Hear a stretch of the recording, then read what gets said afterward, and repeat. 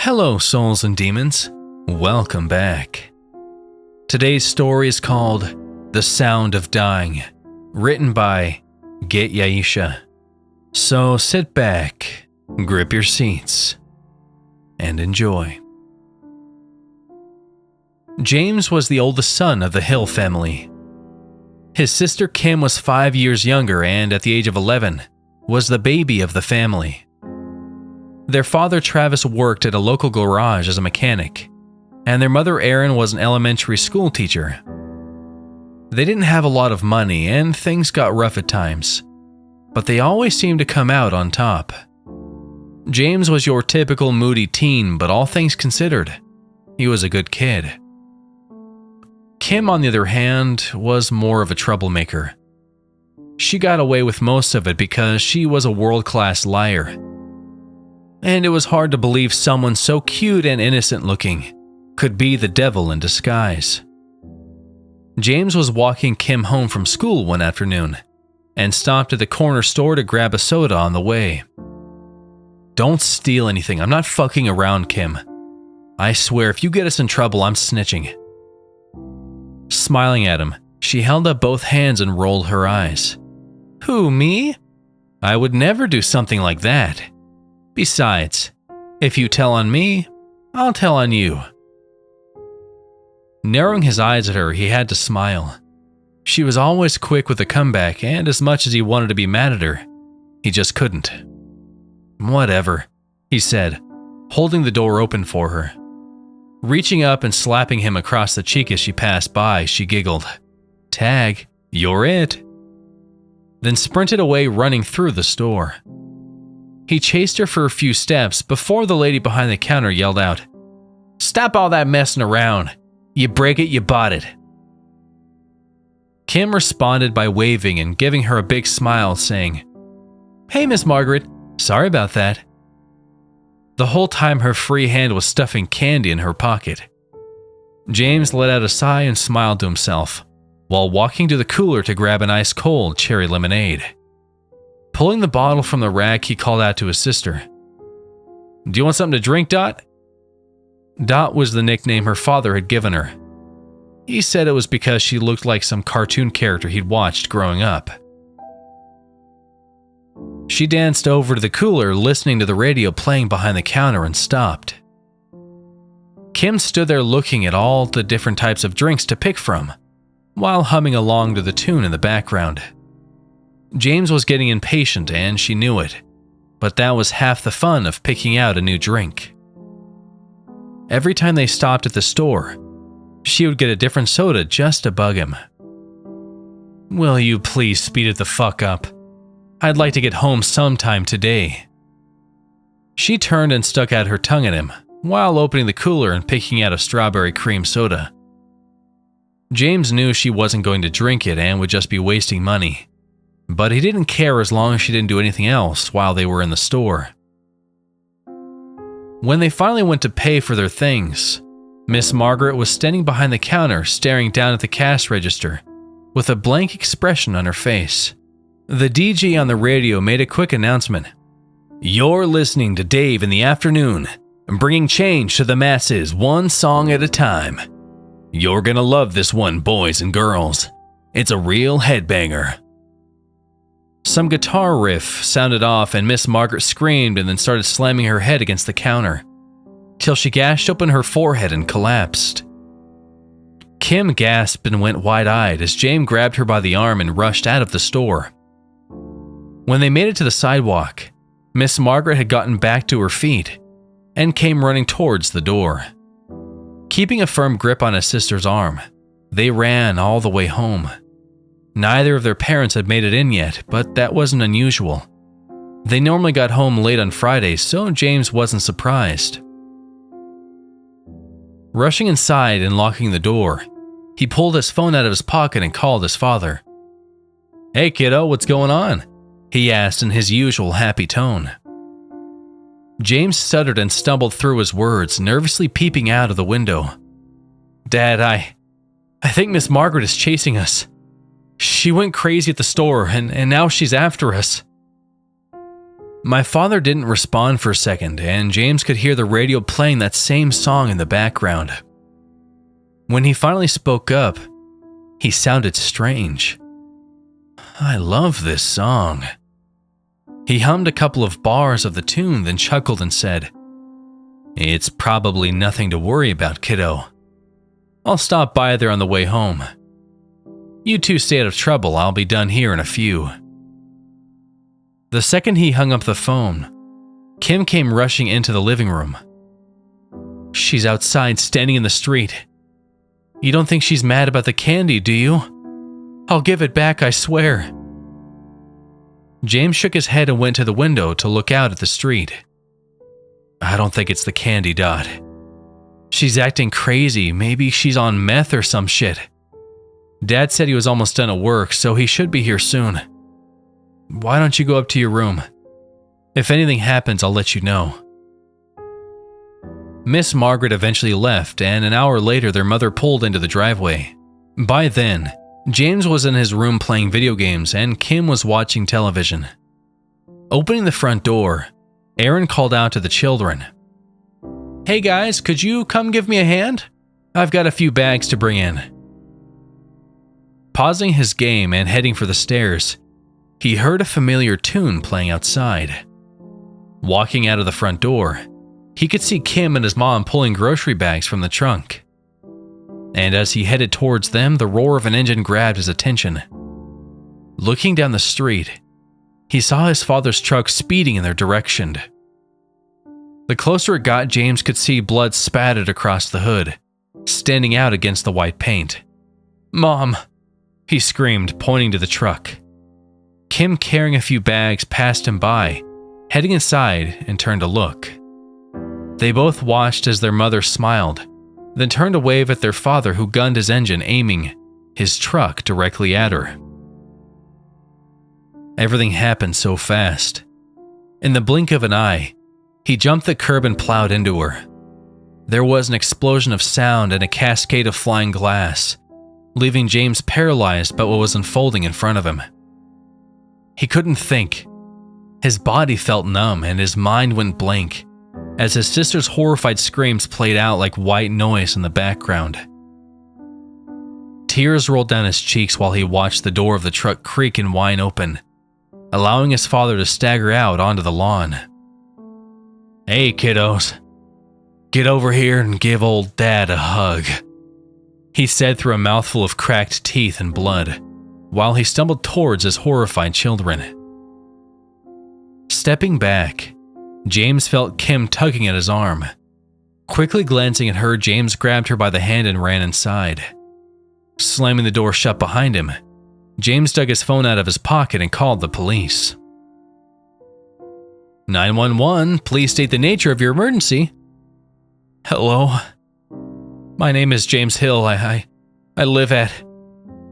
He was cut off by the sound of his father slamming against the door, screaming, "Get out here and give me a hug."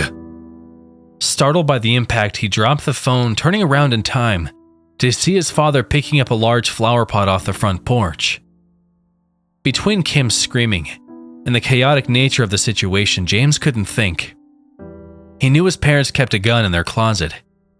He'd snuck it out a few times to shoot bottles with his friends at the rock quarry, but the idea of using it against his father made his stomach hurt. He yelled to his sister, "Run!" just as the flower pot came crashing through the window. Kim bolted up the stairs, with James right behind her. He told her to hide while he made a dash to his parents' room. Trying to gather himself, he rushed to their closet, frantically searching for the weapon, grabbing the old shoebox off the top shelf and pulling the pistol from its hiding place. James couldn't keep his hands from trembling. "Get out here," James yelled, running up the stairs. James was shaking uncontrollably as he stepped out of the closet, gun in hand. He could hear his father getting closer by the second. His footsteps seemed so loud, and when the bedroom door flew open, James raised the gun and fired. Time seemed to stand still for the briefest of moments. James, with his eyes still squeezed shut, heard his father's body hit the ground with a thud. It felt like his world came crashing down around him, as the reality of what just happened hit him.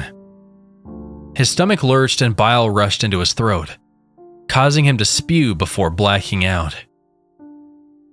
When he came to, the police were there. "Oh, where's Kim?" he uttered as his vision cleared. "Your sister is with the officers downstairs," one of the paramedics said, helping him up from the floor.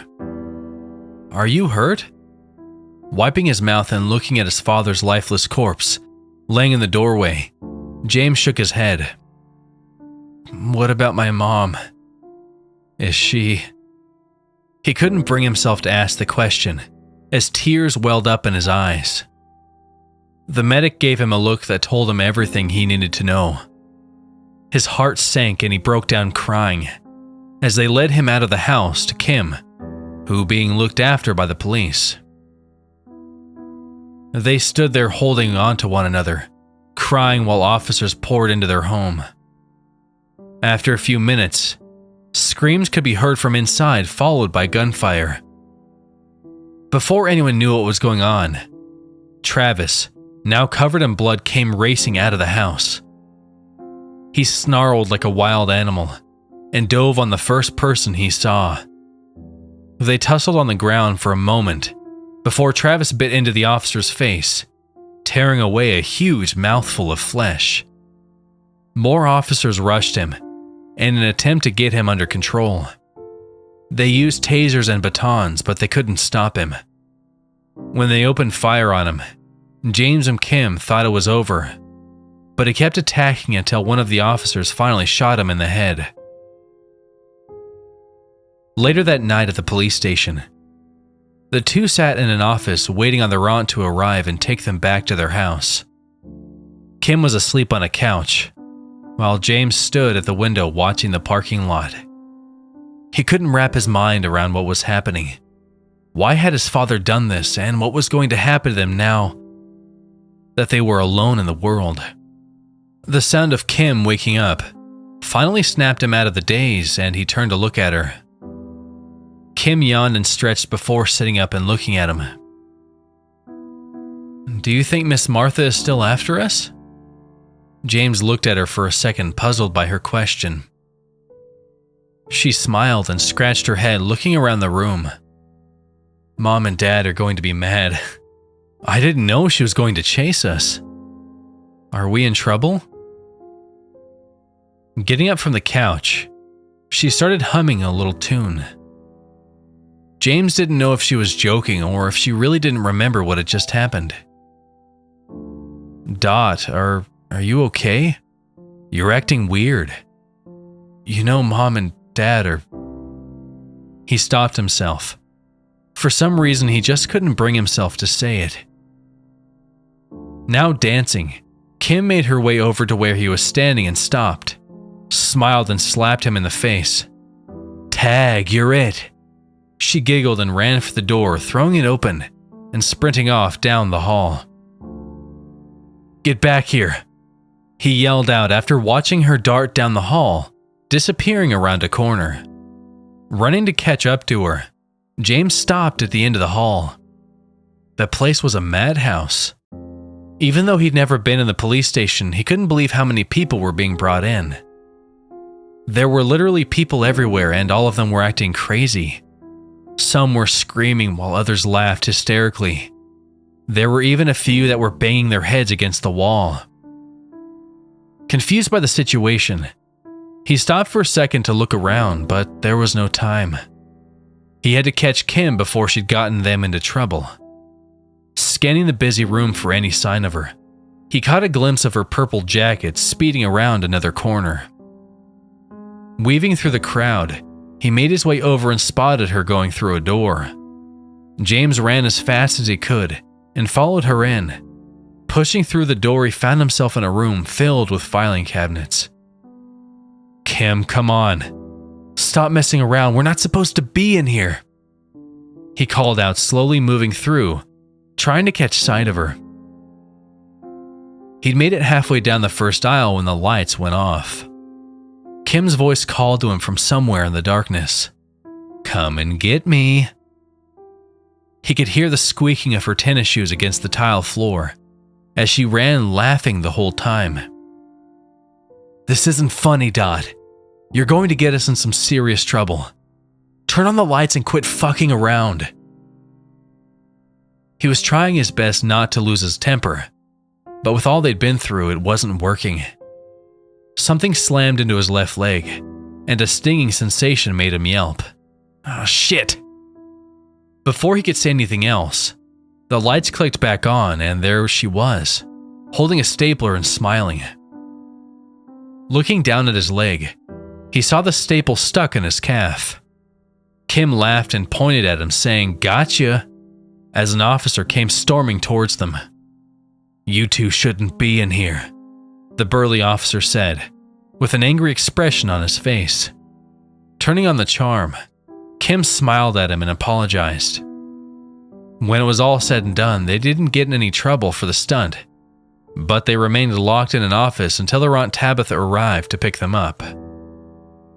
Tabitha was their father's sister. Needless to say, she wasn't doing well with the news of her brother's death. It was close to 3 in the morning and James couldn't sleep. He lay there staring up at the ceiling, replaying the entire day in his mind, and no matter how hard he tried, he just couldn't make sense of it. Kim, who was in the room down the hall, had been acting strange since the police station. He didn't know if it was the shock of it all, or if she was blocking it from her memory, but he was worried about her. Quietly slipping out of the bed, James crossed the room and stepped out into the hall.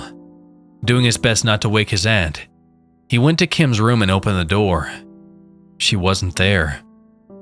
Moving through the darkened hall, he started to hear her voice humming the same tune she'd been repeating since they stopped at the store. A million thoughts raced through his mind. He hoped she was just messing around, but in the back of his mind, he had a feeling. There were only 3 bedrooms in his aunt's house. If Kim wasn't with him and she wasn't in her room, that only left 1. Swallowing the lump in his throat, he made his way to his aunt's room only to find the door cracked open. His heart was racing now. Beads of sweat formed on his face, and as he pushed the door open, he froze. Kim was standing facing Tabitha's bed with her back to the door. She was still humming, and hadn't noticed him entering the room. Maybe it was the dark, or maybe he just couldn't imagine Kim hurting anyone, but he hadn't paid attention to what she had clutched in her right hand. "Come on, Dot. You've got to stop goofing around. Let's get you back to bed," he whispered, placing a hand on her shoulder. Her nightgown was sticky and wet. In the dark, he couldn't tell what he'd touched, but he just assumed it had been water or something she'd gotten into fumbling around without lights. Kim didn't respond. Her body was rigid as she continued humming that same tune from the radio. He tried shaking her a little, but she wouldn't budge. "Fine," he muttered, reaching to turn on a nearby lamp on the nightstand. When the light flooded the room, Kim spun around and screamed. She was covered in blood and holding a knife. James gasped and staggered back as she swiped at him with the blade, barely missing. Swinging wildly, still humming, Kim charged at her brother, who was backpedaling, holding out his hands to stop her attack. The knife sliced through his palm and he screamed, "Fuck!" retreating into the hall. Kim advanced as he turned and ran towards the front of the house with her hot in his tail. James sprinted down the hall, through the living room and out the front door. Once he was out of the house, there was no way she could keep up, but that didn't stop her from trying. James screamed for help as he ran, but there was no time to waste waiting for someone to hear it. He didn't know anybody in this neighborhood. They hadn't spent much time with Tabitha over the years, so it didn't take long before he was completely lost. The first place he came to was a community center that was attached to the local park. Panicking, He rushed the door and tried to pull it open, but it was locked. James watched the street for a second till he caught sight of Kim, still searching for him, and he hid in the bushes. Crouching down, staying as quiet as possible, he watched her getting closer. He knew he could overpower her, but he didn't want to hurt her. She was all he had left in this world, and he couldn't imagine being without her. From his hiding spot, he watched her pass right by, without noticing he was there. The second her back was to him, James rushed her, tackling her to the ground, causing her to drop the knife. She screamed like a wild animal, thrashing around under his weight, but there was nothing she could do. "Dot, please stop. I don't want to do this. Please, Dot. Just stop," he yelled, with tears streaming from his eyes, as he struggled to keep her pinned to the ground. She kept fighting, thrashing against his weight, as the street lit up with red and blue lights from incoming police cars. There was a moment of relief when he saw them, that was quickly replaced by confusion and fear when they jumped at him and began ordering him to let go of Kim. He tried to explain, but from their point of view, it looked like he was assaulting her. Before he could utter another word, they were pulling him off of her. "You don't understand, she's trying to kill me. Don't let her up," he yelled as they dragged him away. The first officer helped Kim up, and the second she was on her feet, she grabbed the knife off the ground and stabbed him in the crotch. James, who was now in cuffs, watched in disbelief as the officer screamed in pain, falling to the ground. The second officer that was detaining James turned when he heard the scream and drew his sidearm. "Put the knife down," he ordered, but she just stood there smiling and humming to herself. He barked out the same orders over and over, but she wasn't listening. Never taking her eyes off of her brother, she smiled one last time, then charged. James screamed, "No!" But his screams fell on deaf ears, as the officer fired twice, stopping her in her tracks. Kim's body lay there in the street as paramedics arrived. James sat crying in the back of a police car, watching his sister's corpse. He couldn't believe it. His entire family was gone, and there was no one left but him. Maybe it was the chaos of the moment, or maybe he was imagining it, but he could have sworn he'd seen Dot's fingers moving. Blinking, trying to focus on her hands, he watched as one by one she started moving her fingers. Then she sat up. In a flash, she was on her feet, jumping onto the back of the nearest paramedic and biting into her neck, ripping away a mouthful of meat, as the woman spun around trying to get Kim off of her. More people rushed over trying to help, only to get bitten or scratched. They were eventually able to get her under control, but the damage was done. The first paramedic that was bitten died before anyone could help her, and while the others were being treated, she got up. James couldn't believe what he was seeing. He watched the medic scrambling to her feet before running at the cops full speed, tackling one of them, tearing into him before the others could pull her away.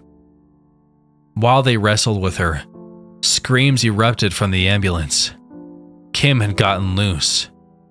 From where he was, James couldn't see what was happening inside, but the action on the street was terrifying. One of the officers that was wrestling with the medic was now fighting for his life. The second of the two was crawling away, gushing blood from the side of his face, which had been nearly torn off. The officer fighting with the medic managed to pull his gun during the struggle and fire a shot into her stomach. It didn't stop her. She bit into the forearm he was using to keep her off of him, and when she did, he brought the gun up and shot her in the head. Closing his eyes, nervously bouncing his right knee, James listened to the chaos outside the car. Rapid-fire flashbacks raced through his mind, stopping at an image of his sister. She was standing in the store smiling at him, humming the tune that was playing in the background. He smiled at her for a second, and started to cry while rocking in his seat. Without noticing it, he'd started humming the tune to himself. It was as if he could hear it playing in his mind, and as it did, the screams and gunfire drifted further and further away. The heartache, the pain, the insane sadness that followed his every breath faded. There was only the song now. A tingling, cold sensation exploded at the base of his skull and flowed down through his body to his toes. Slowly opening his eyes, still humming to himself, he stared straight ahead and smiled as he rocked in his seat.